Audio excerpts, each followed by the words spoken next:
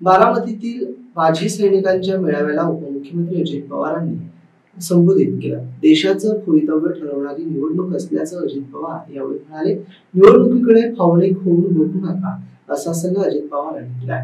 गावकीची आणि भावकीची निवडणूक नाही असे अजित पवार यावेळी म्हणाले। ही देशाचं 140 कोटी जनतेचं भवितव्य ठरवणारी निवडणूक आहे। तुम्ही भावनिक होऊन या निवडणुकीकडे बघू नका। तुम्ही भावनिक होऊन या निवडणुकीकडे बघू नका। आपल्याला आपल्या मुलांचं, नातवंडांचं, पतवंडांचं भवितव्य आज कोण चांगल्या पद्धतीने करू शकेल याचा विचार करा।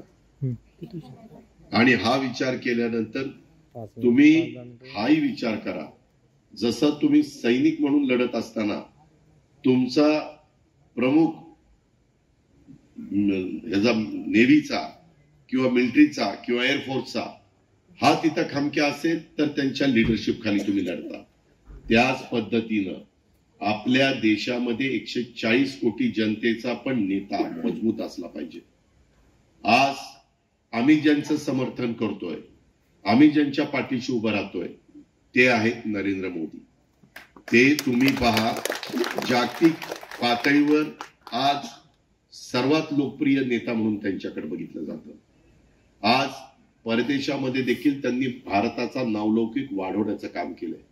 देशाची अर्थव्यवस्था 3ऱ्या क्रमांकावर नेण्याचा त्यांचा प्रयत्न आहे, आता 5व्या क्रमांकावर आहे। ह्या सगळ्या गोष्टी बाबांनो लक्षात घ्या। एकदा अर्थव्यवस्था जगामध्ये 3ऱ्या क्रमांकावर गेली तर त्याचा डायरेक्ट इनडायरेक्ट फायदा त्या भारत देशाला, त्या देशाला होत असतो, तो आपल्याला होणार आहे।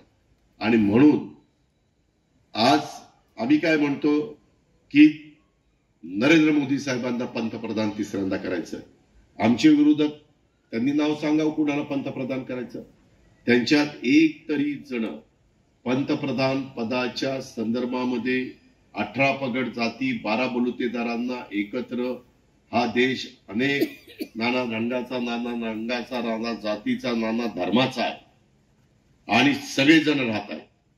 बाबासाहेबांचा संविधान सगळ्यांना एक संघ ठेवत आहे। बाबासाहेबांची घटना सगळ्यांना न्याय देतीये। काही जण आरोप करतात हे घटना बदलणार, हे संविधान बदलणार, हे निवडणुकाच घेणार नाही। दादांत कुठं आहे?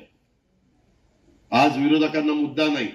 बारामतीमध्ये जसं बोलताना बारामतीचा आमदार कुठं विकासाच्या बाबतीमध्ये कमी पडला असं कुणी आरोप करू शकतो का? एकही करू शकत नाही।